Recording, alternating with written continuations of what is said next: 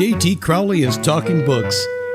On the show, you'll hear from emerging talent and seasoned veterans from around the world. Hello, everyone. I'm J.T. Crowley. I'm the host of Talking Book Show on Web Talk Radio. And today I've got another new author for you, Roselyn Teukolsky, from California this time. And she's joining me on the show to talk about her debut novel, A Reluctant Spy. This is her first venture into this genre, the spy genre, everybody. And having chatted to her on several occasions off screen, I get the distinct feeling she's enjoying it.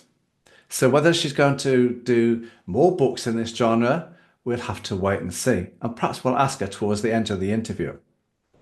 So let's ask her to join me on the show so that she can give us an insight, a wonderful, wonderful insight, everybody, into this fabulous book of hers. I've so enjoyed it. And I really do hope she does more spy books because this is her genre. This is Roselyn. So, Roselyn, all the way from California, would you care to come and join me on the show? Thank you, John.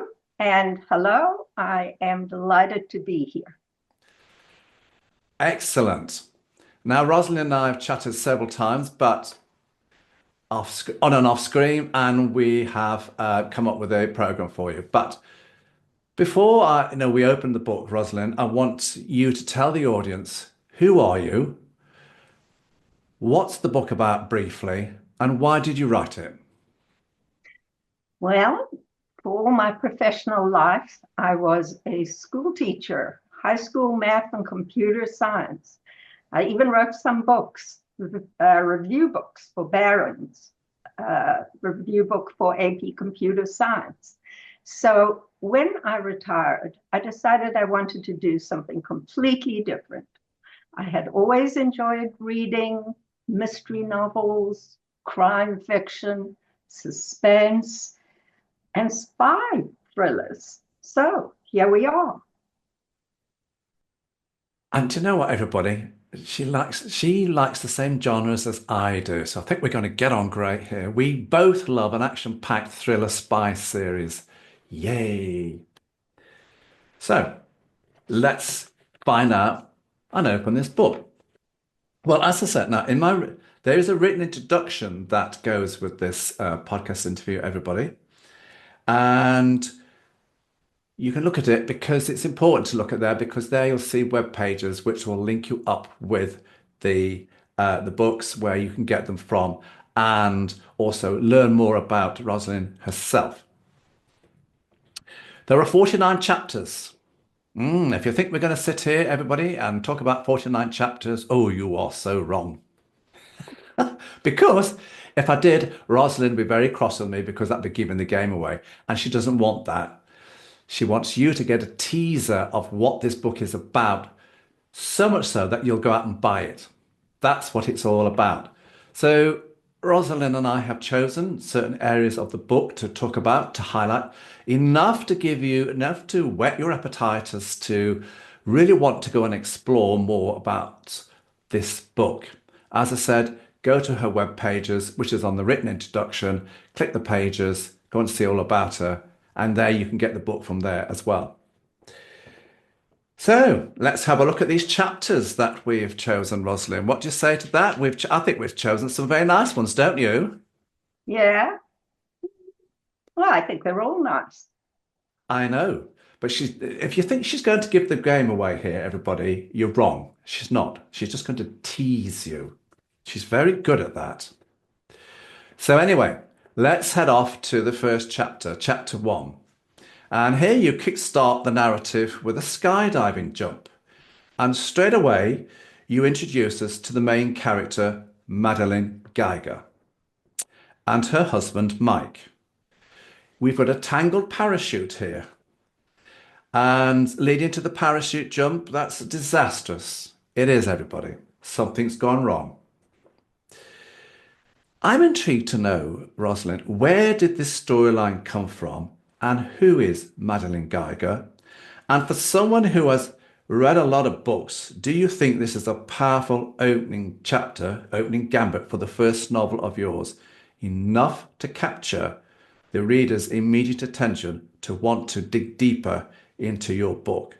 So why the storyline? Who's Madeline?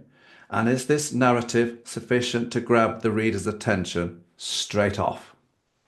Well, yes, it is. It's an exciting chapter. It was crucial for me to start with the skydiving disaster because it sets down Madeline's character, who she is. She is extremely smart and cool under fire. The storyline, I think, comes from a place of fear. When I was young, I was always terrified, just terrified of everything, scared of witches, the witch in Snow White, the witch in Hansel and Gretel. But I was also enthralled by those stories because they're very exciting. And so when I started writing fiction, I was extremely motivated by the question of what can go wrong, the dark side. And a lot goes wrong here, starting with this disastrous skydive. And so much goes wrong that I believe I've written a suspenseful tale. It does. It's very intriguing as to why it is a skydiving event. Read the book and you'll find out why. So Roselyn, let's skip along these chapters and let's go to chapter 5. Here I find you starting to introduce the FBI character, Joe Shellman. There's a hint that Madeline's late husband had a separate life and that which she was not aware of, everybody. An informant. So you're talking about, top of the line encryption software to illegal pornographers. Suspicious around a rogue computer programmer. Within the computer science department that she works in at Cornell University. So would you care to spill the beans here as to what's going on in this part of the book? Enough to give this audience who's listening in enough information to want more to go down your book line? Well, I'm taking the reader into a spy novel, but instead of international espionage, I've set it in the computer science department of an Ivy League university. What's delicious is that all of the spy trappings are there. The dead drop, the hidden cameras, the bugs, the FBI handler, the late night meetings in the woods. I'm setting the reader up for a very unconventional spy novel, but it's got all the trappings. You see, her answers are very short, everybody, because she's not giving much away. No. She's not. But it is a spy novel. It's just a spy novel with a difference. Very much with a difference, everybody. Very much with a difference. And Madeline Geiger, she's a very clever cookie. No comment. Now, Roselyn, let's go to chapters 10 and 11. And here we have, following the accident, Madeline is wheelchair bound and to a certain extent is heavily relying on her mother's support, which for someone who has left home, been married, now having to take several steps back in life in order to move forward, is challenging to say the least. For anybody, let alone Madeline, and equally for her mother, finding herself having had her own independence for a long time now back supporting her daughter. It's a loving but at times fractious relationship, which takes toll on both of them. We have the scene of the old house, Madeline shared with Mike, Madeline adapting to new physical challenges. You start to reveal more about what Joe, the FBI man, is after and expects Madeline to accomplish. We've got an intruder lurking around the house with a Russian accent, but with a Scandinavian name. There are many twists in this book, everybody, believe you me. So this is very, very interesting. And the storylines goes on, and you've got so much packed into this part of the book. So would you care to open up and tell the audience a little more about what's cracking off here in this part of the book? And is this leading up to something? Well, let me first say that every scene is leading up to something. So yes, it's leading up to something. But in the scene, Madeline meets in the woods with the FBI handler, and he gives her some additional tips for the spycraft. Right now, she's very green. She's never been a spy. He tells her to watch her back wherever she goes, that she must have a story ready whenever she is caught red-handed in a forbidden place. He expands to her about the perils of being a spy, and they come up with a scheme by which she can contact him if she's in real danger. So in other words, I developed the spy story with this new meeting. And the reason it's outside in the woods is she doesn't want her mother to overhear any of it. She's keeping the secret from her mother. For obvious reasons, she's not telling anyone. So I create the scene at night. And then when she comes out of the woods, there's an intruder on her lawn looking in the windows. And various things happen that lead to him being a lodger in the house. So it's just adding another mysterious,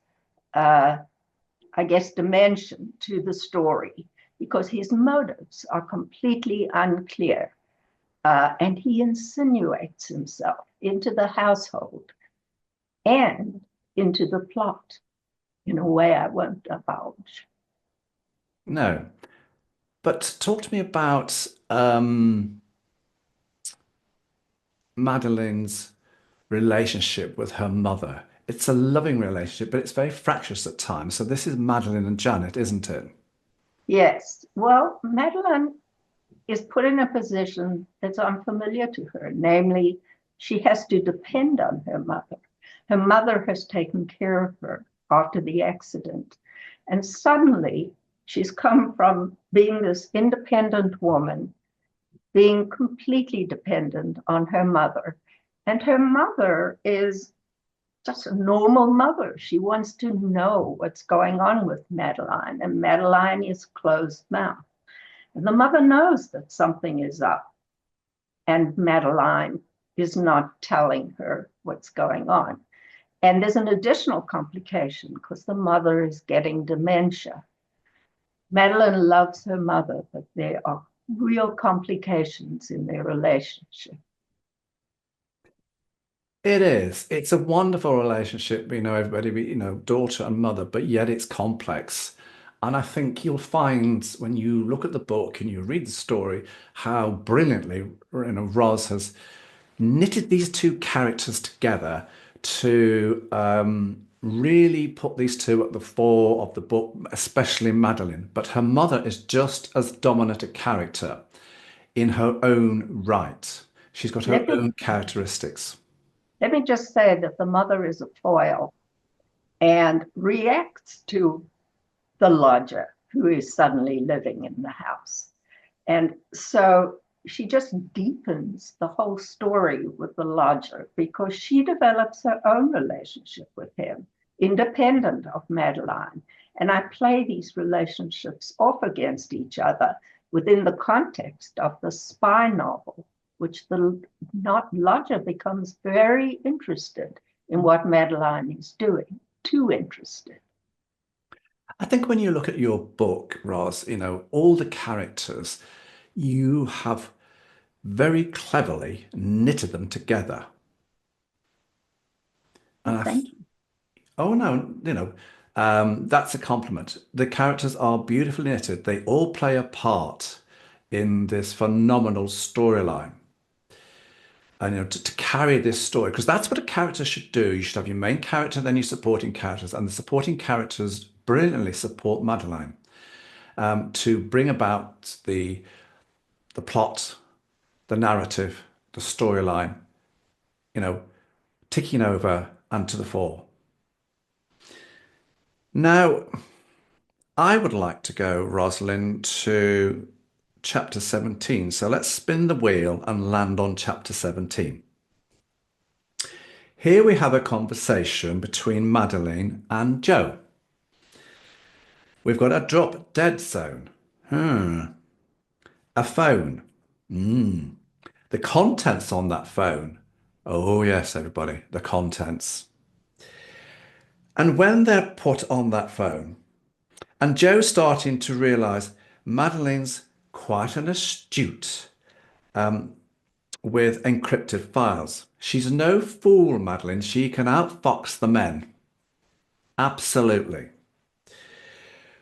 We've got, a lie and the closing line. Don't underestimate me again, Joe. It's a very powerful line, but it's really what Madeline is about. She will not be messed around by blokes. She knows what she's doing here. And I think Joe eventually realizes here she does know what she's doing. She's very clever. So I think, Roselyn, this is you ratcheting up the storyline here. So let's have the gossip as to what's going on in this part of the book. Well, what I wanted to show was how good Madeline has become at this game. And in fact, Joe has underestimated her. He's condescended to her. And she catches him in a lie using her hacking skills and pure logic. And when she catches him in this lie, she demonstrates to him certain gadgets that she has invented. She has a chunky goth bracelet that can jam phone signals. She has a chainmail vest that can make any image of her blurred. So if someone's taking photos of her, and she shows this to him so that he understands that she's not going to take it from him anymore, that he mustn't underestimate her, that if he wants her to do this spy job, he has to level with her and not play games. And the phone in the dead drop is a game that Joe has played to manipulate Madeline. And she resents it and she turns it around on him by altering something remotely on his phone. And he is shocked that she can do that. So I want to show the reader that this is who we're dealing with. And she is a tough, tough protagonist. But she's also a very fast learner. Yes, she is. And she wants to demonstrate this to him, that he doesn't need to play games with her, just be on the level. Be on the level because she will deliver in the end. Yes, exactly. Exactly, she does. And we're not saying any more. Otherwise, I should be getting into trouble with Roselyn here, revealing too much, and she'll be wagging her finger from the other side of the computer. You said it. Don't say too much. As I said, there are 49 chapters. And I said we're not going to all 49, but I want to go to chapter 23 now. For me, this was a real eye-catching chapter. And when I looked at it, there's so many thoughts racing through Madeline's mind here. Of course, the fascinating thing is what she finds on Mike's computer, having hacked into it. She finds it disturbing, to be quite honest, particularly the encrypted files. And she starts to see why things in her own marriage, began to unravel and go astray. So, where Rosalind, in the inner deep recesses of your brain, did this storyline emerge from? And is this another twist in this riveting plot of yours? So, what direction are you steering the audience here? Because it's very cleverly done. Well, thank you. Madeline is getting deeper and deeper into the story, and she uses the supercomputer to hack into her late husband's computer, where she finds some extremely disturbing facts about her husband that she'd not been aware of. And what happens is she puts some of those facts on a flash drive, which she drops in the dead drop, and it leads to a fateful late night meeting with Joe. And it does advance the plot because there is a twist in the contents of that computer. That's all I'll say. I'm just intrigued, Ross, to say where in your inner recesses of your brain do these storylines come from? Well, you have to have things happen. And you know that when you're writing, there are many, many days when you sit at the computer and there's nothing. And you think, that's it, I'm giving it up. But other times it goes well, and then the ideas flow. And I was very lucky because the ideas flowed. And I think it comes from a place of reading so many thrillers. I've seen what happens. There are a lot of contrivances. You need to keep the plot moving by putting unexpected developments in the chapters. So there's a shock in this chapter, and that propels the plot further. And it just, good luck. When you write the book, do your characters, when you're writing them, do they live with you when you're writing the whole book? Are they there all the time in the background, your characters there? Do they start to take over your life? They don't take over my life, but they do, in a certain sense, take over the book. So, for example, I had very clear ideas in my mind of what the secondary characters would be, their personalities, and Madeline's relationships to them. And there was one character in particular who turned out completely differently from the way I had conceived of them, because I don't want to give anything away. And it was surprising to me as the book developed. I realized that the plot, in fact, needed that character to just be completely different from his initial conception. So live with me?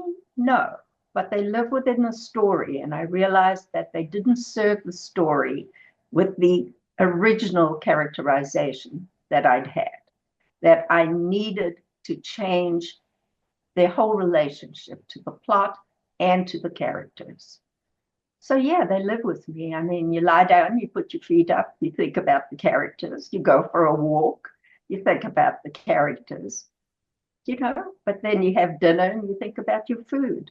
So no, they didn't take over, but I thought about them a lot and they changed as I wrote the book. I think that's a really good aspect. The characters do need to change as the story goes along. That's very, very important. You can't keep a rigid character. So I'm going to take you, the audience, a little further into the book because I want to go to chapter 28, everybody. And what caught my imagination here was the conversation here between Madeline and Janet. Now, Janet is Madeline's mother. And we've got so there's a conversation here between Madeline, her mother, Andre, and George. We've got a basement. And I'm wondering, is George dead? So, care to reveal what's going on here in this part of the book? Well, yes, this character, Madeline, is aware that she's being followed by someone who is tracking her every move. Not only that, this man is a peeping Tom at her mother's window. Extremely disturbing. to Madeline. And she and Andre the lodger manage to capture this intruder. And when he won't tell them what he is doing and why he's following Madeline, they wrestle him into the basement and tie him up. And here's the interesting thing, that Andre becomes extremely rough with this character and essentially extracts the information that this man is working for someone unknown whose job is to report on Madeline and to send back photos of everyone that she meets with.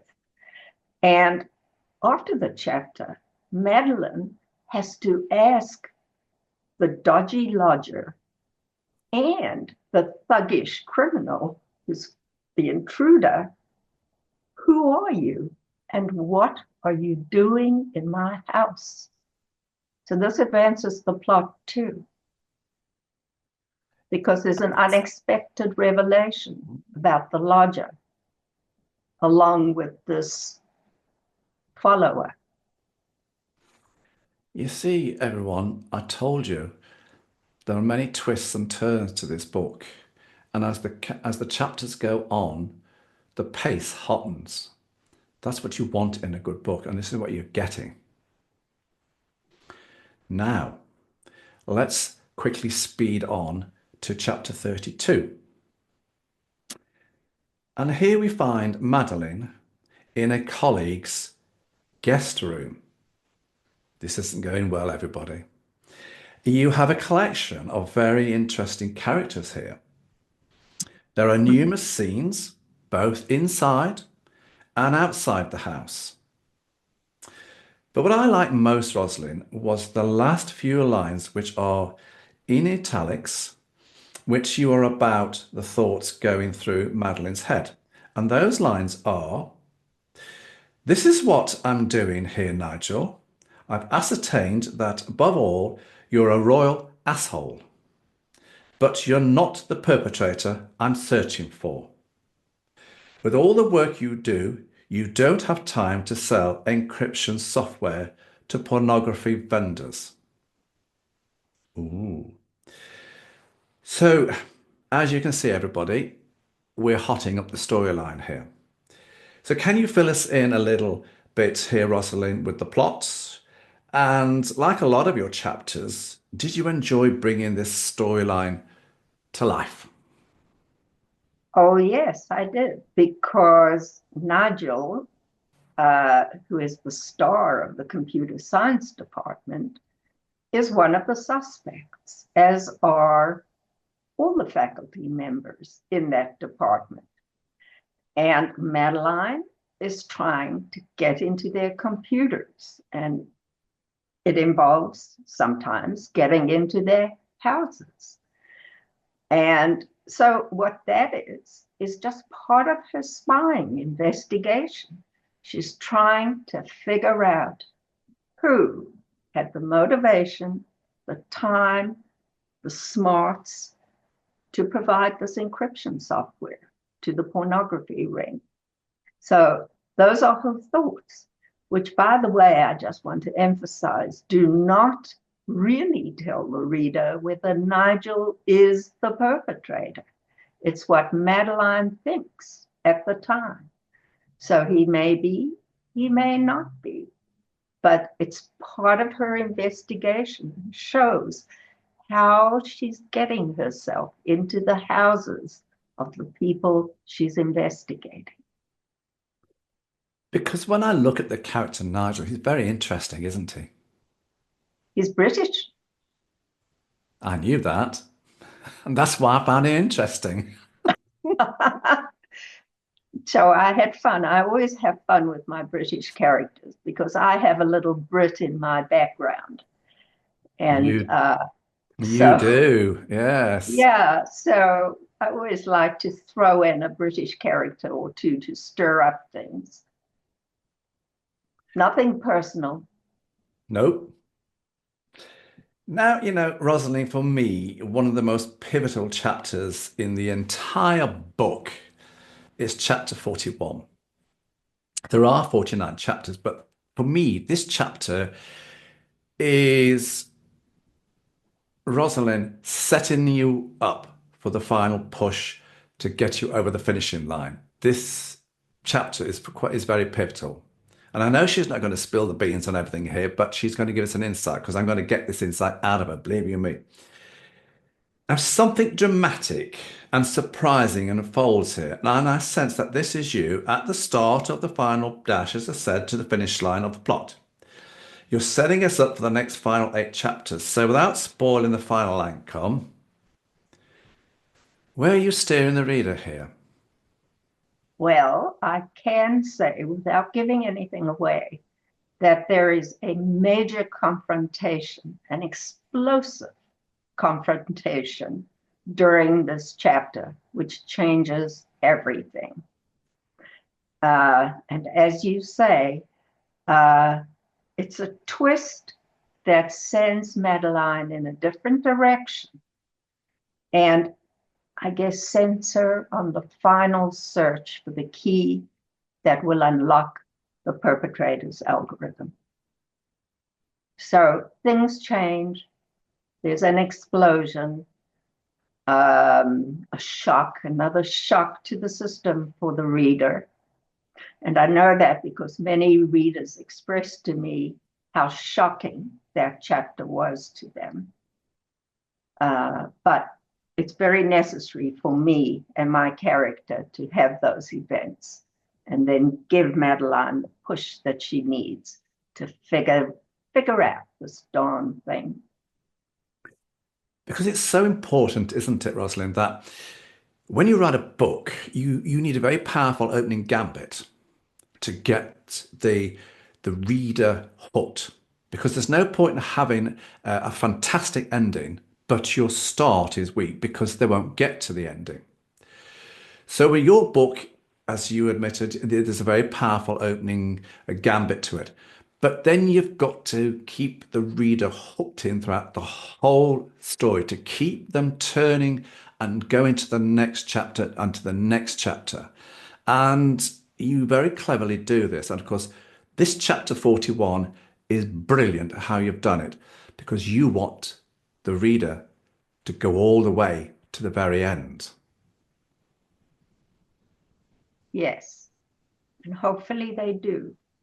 Oh, hopefully they do. Because the whole concept is that you enjoy this book so that when the next one comes out, you'll immediately go and get that. So I think this is a very clever ploy here because we've looked at the book, and we've given you an idea, we've given you a teaser, and she doesn't give much away, everybody. But I'm going to ask her, what's next coming down the line? Have you got another book up here ready? I have another book down here. It's called The Fourth Woman, and it features Madeline. It's a sequel, but it's a standalone sequel. Another crazy adventure that Madeline becomes involved in. And I've written it. I'm going to bring that out, hopefully at the end of the summer. And you never know, everybody, she might give me the wonderful opportunity to interview her again. Maybe. Maybe, you see. She doesn't give much away, does she? So there you go. So there is another book. It's not a follow-on one. It's a standalone. Because as you know, some authors write series, they're follow-ons from each book. Whereas they are a series, but you can read the individual books without having to go back to the first one to get to know what's happening. Very clever. Now I'm interested, so we've got this one coming out and we've got another one this year as well.